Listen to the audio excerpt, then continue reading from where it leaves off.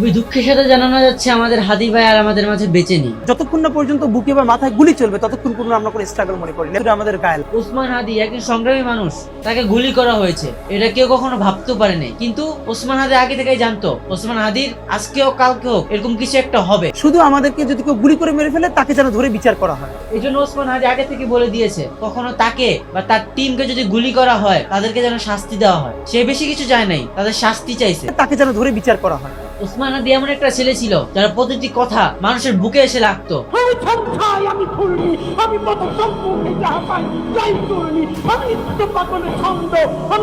একটা সংগ্রামী মানুষ ছিল, যেই মানুষটা সবসময় সত্যি কথা বলতো। আমরা সবাই কিন্তু জানি আমাদের বাংলাদেশের বুকে যে অন্যায়ের বিরুদ্ধে দাঁড়ায়, সবসময় সত্য কথা বলে, অন্যায়ের বিরুদ্ধে সবসময় তীব্র নিন্দা জানায়, তাকেই আমাদের এই বাংলাদেশের বুক, আমাদের পৃথিবীর বুক ছাড়তে হয়।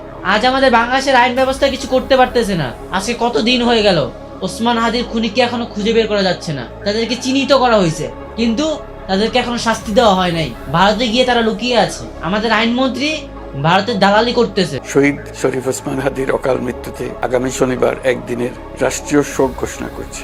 আপনার কাছ থেকে আমরা সান্ত্বনা শুনতে চাই না, আমরা অ্যাকশন চাই। আমরা কোনো সান্ত্বনা শোনার জন্য আপনাকে উপদেষ্টা বানাই নাই। ওসমান হাদির খুনিকে যে ধরে দিতে পারবে তার জন্য 50 লক্ষ টাকা পুরস্কার। স্বরাষ্ট্র উপদেষ্টা, আপনি 50 লক্ষ টাকা পুরস্কার ঘোষণা করলেন আসামি ধরার জন্য। আমি রাজশাহী বিশ্ববিদ্যালয় কেন্দ্রীয় ছাত্র সংসদ রাকসুর সাধারণ সম্পাদক হিসেবে ঘোষণা দিচ্ছি, এই স্বরাষ্ট্র উপদেষ্টাকে যে পদত্যাগ করাতে পারবে তাকে 1 কোটি টাকা পুরস্কার দেওয়া হবে। আমরা বাংলাদেশের জনগণ বলতেছি, এই উপদেশটাকে যে পদত্যাগ করাতে পারবে তার জন্য আমরা 1 কোটি টাকা পুরস্কার নির্ধারণ করলাম।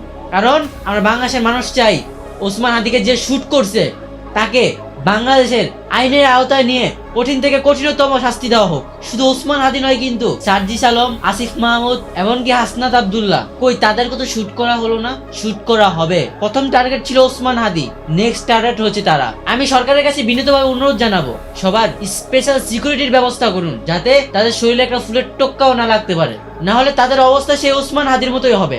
আজ তারা ভাবতেছে ওসমান হাদিকে মেরে ফেললে হয়তো আমরা দমে যাব। ভুল।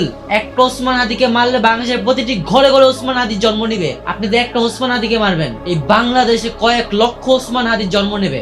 আজ ভাই আমিও স্লোগান দিব, ফ্যাসিস্টদের কালো হাত ভেঙে দাও, গুড়িয়ে দাও, সন্ত্রাসীদের কালো হাত ভেঙে দাও, গুড়িয়ে দাও, তুমি কে আমি কে, হাদি ভাই হাদি ভাই। আজকের এই ভিডিওটি সবার কাছে শেয়ার করে দিন, যাতে এই ভিডিওর মাধ্যমে সবাই সতর্ক হতে পারে।